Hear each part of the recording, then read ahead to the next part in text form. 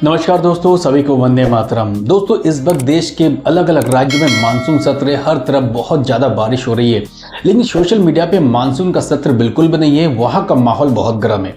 और माहौल गर्म होने का मेन कारण क्या है कि कुछ दिन पहले यूपी के मुजफ्फरनगर पुलिस प्रशासन ने एक ऑर्डर पास किया था कि सावन का महीना शुरू होने वाला है। बहुत सारे लोग कांवड़ यात्रा में जाएंगे, मुजफ्फरनगर के रास्ते से होते हुए हरिद्वार की ओर जाएंगे। इसलिए इस रूट पर जितने भी शॉप्स है, चाहे छोटे हैं या बड़े हैं, या जितनी भी दुकानें हैं, कोई भी धर्म हो, चाहे हिंदू हो, चाहे मुस्लिम समुदाय से हो या दूसरे समुदाय से हो, सभी को दुकानों पर अपनी नेम प्लेट लगाना होगा। इस ऑर्डर के बाद जहां बहुत सारे लोग इनके विरोध पे खड़े हो गए, तो बहुत सारे लोग इनके समर्थन पे खड़े हो गए। सोशल मीडिया पे बहुत सारे लोग बंटते हुए नजर आ रहे हैं, कोई समर्थन पे है तो कोई इसके विरोध में है। और इन्हीं के बीच कुछ मामला पहुंच गया सुप्रीम कोर्ट पर, और जहां सुप्रीम कोर्ट में पहुंचने के बाद सुप्रीम कोर्ट ने इस ऑर्डर पर स्टे लगा दिया। कहा कि कोई किसी को जबरदस्ती नेम प्लेट लगाने के लिए विवश नहीं कर सकता। दोस्तों, इस माहौल को लेकर सोशल मीडिया का बाजार बहुत गर्म है। लोग तरह तरह की बातें कर रहे हैं, बहुत सारी बातें इसमें हो रही है। बहुत सारे जो लीडर्स हैं उनके स्टेटमेंट सोशल मीडिया पे भी आ रहे हैं, जिसको बहुत सारे लोग ट्रोल भी कर रहे हैं। और ट्रोल करने का शायद कोई पर्टिकुलर रीजन भी हो सकता है। वैसे तो सावन का महीना शुरू हो चुका है, लेकिन सावन के महीना शुरू होने से पहले जब इस ऑर्डर को पास किया गया था तो सबसे पहले इसके विरोध में आए। और हमेशा उनको लगता है कि मुसलमानों के खिलाफ ये ऑर्डर को पास किया गया। और इस देश में जब भी कोई मुस्लिम कम्युनिटी के लिए कोई भी बात होती है तो AIMI के चीफ असदुद्दीन ओवैसी सबसे पहले खड़े नजर आते हैं। उन्होंने सबसे पहले इस चीज़ का विरोध किया और सीधे तौर पे कहा कि ये मुसलमानों को टारगेट करने के लिए किया जा रहा है।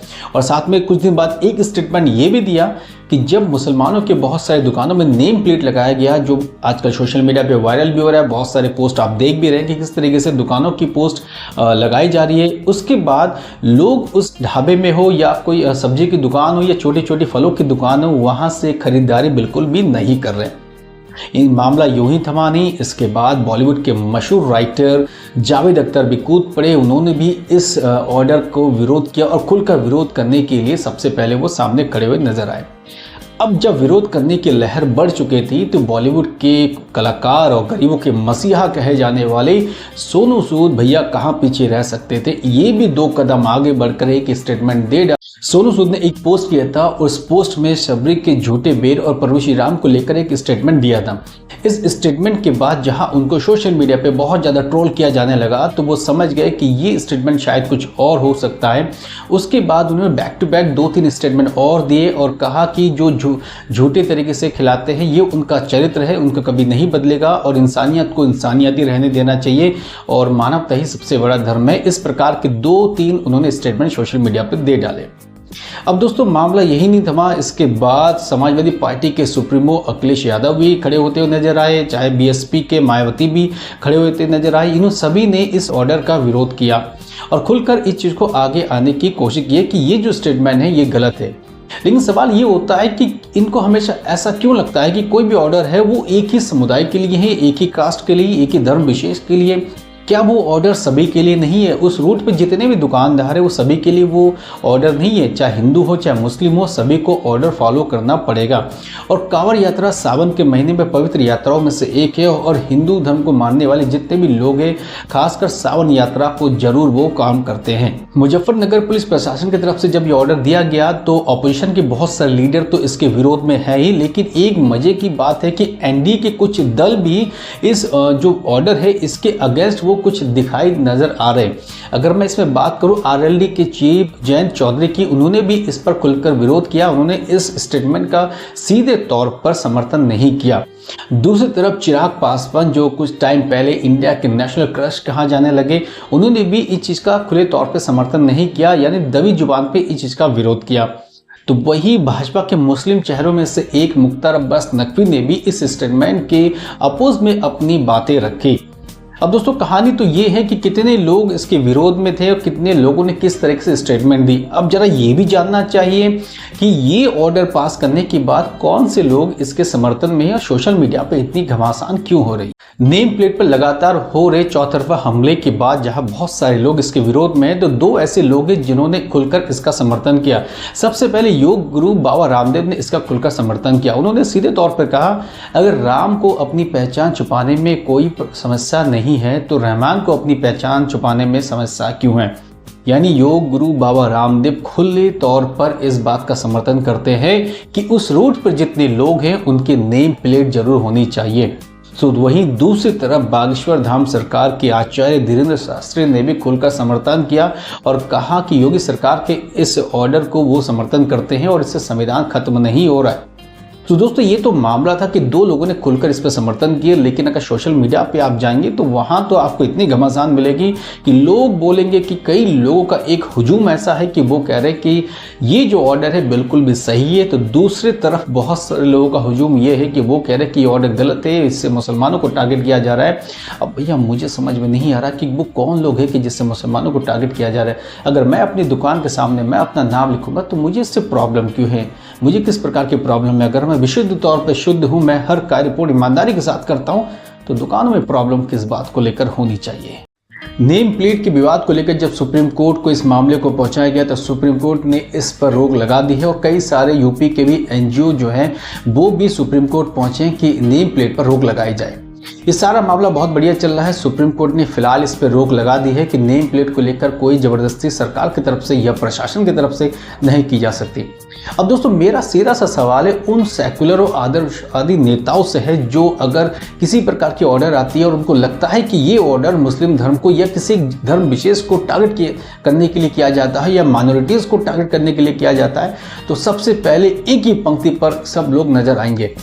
लेकिन दोस्तों मैं उनसे कहना चाहूँगा अगर पाकिस्तान या बांग्लादेश की बात होती है या अफगानिस्तान की बात होती है, जब वहाँ के माइनॉरिटीज़ स्पेशली जो हिंदू धर्म है जिनका परसेंटेज बहुत एक टाइम पे ज़्यादा था, लेकिन आज के डेट में 2024 पे जाएंगे तो उनकी परसेंटेज यानी पॉपुलेशन परसेंटेज दिन ब दिन ख़त्म हो जा रही है। और शायद ऐसा लगेगा 10 से 20 साल के अंदर पाकिस्तान हो या बांग्लादेश हो, वहाँ के माइनॉरिटीज़ बिल्कुल भी ख़त्म हो जाएंगे, उनके धर्म स्थल ख़त्म हो जाएंगे। इनके लिए कोई बात क्यों नहीं करता? इनके लिए फ्रंट फुट पे क्यों नहीं आता? इनके लिए संसद में कोई आवाज़ क्यों नहीं उठाता कि जय फिलिस्तीन के नारे लगा सकते हैं, संविधान को दिखा सकते हैं? तो संविधान में बहुत सारे राइट्स है, संविधान में सबको बातें रखने की आज़ादी है, तो अगर दूसरे देश की माइनॉरिटीज़ पर हमला होता है तो उसके लिए बात क्यों नहीं आती है? जब CAA की बात आती है तो कहा जाता है कि ये तो बहुत बाहर से लोग आएंगे, उनको देश में रोज़गार कहाँ मिलेगा, कहाँ निवास किया जाएगा। लेकिन जब इस प्रकार के फरमान आते हैं तो उनको ऐसा क्यों लगता है कि ये एक धर्म विशेष को टारगेट किया जा रहा है? पाकिस्तान के एक हिंदू यूट्यूबर्स है जिसका नाम है प्रीतम चंद्र दास। उन्होंने अपने ब्लॉग पर, प्रीतम दास ब्लॉग पर बहुत सारे वीडियो शो अपलोड की हैं जो बेसिकली पाकिस्तान के हिंदू माइनॉरिटी से रिलेटेड है। वहाँ बताया जाता है किस तरीके से पाकिस्तान के हिंदू रहते हैं, किस तरीके से वो जीते हैं और किस तरीके से उनको काफिर कह के उनको हर एक हक से वंचित किया जाता है।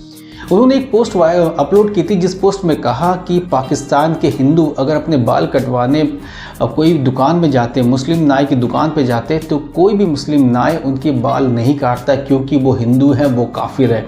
उनको सीधे तौर पे मना कर दिया जाता है, उनके बाल नहीं काटे जाते। अगर किसी मुस्लिम नाई ने हिंदू के बाल काट लिए तो दूसरे मुस्लिम लोग आके उसके दुकान को तोड़ फोड़ देते, उसके सारा सामान फेंक देते।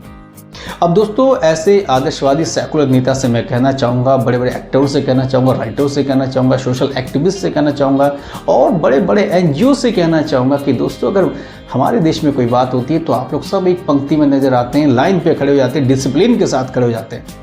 लेकिन ये जो माइनॉरिटीज़ है जो पाकिस्तान में हैं, इनके साथ आप कभी नज़र क्यों नहीं आते? इनके लिए कभी आवाज़ क्यों नहीं उठाते? किस प्रकार से वहाँ के हिंदू माइनॉरिटीज़ पर अत्याचार किया जाता है, धर्मांतरण किया जाता है, उनके साथ जो बहू बेटियाँ हैं उनके साथ किस तरह से बलात्कार किया जाता है, उनको कन्वर्ट करने के लिए कोशिश की जाती है, इन पर आप लोग बातें क्यों नहीं करते हैं? जब देश में जातीय समीकरण की बात होती है, जातीय जनगणना की बात होती है, तो सभी समुदाय के लोग हो या जितने विपक्ष के लोग हो सब एकजुट से नजर आते हैं। और जातीय जनगणना पर तो सब कहते हैं कि जातीय आधार पर जनगणना होना चाहिए, जाति जो है सबका खुलकर सामने आना चाहिए।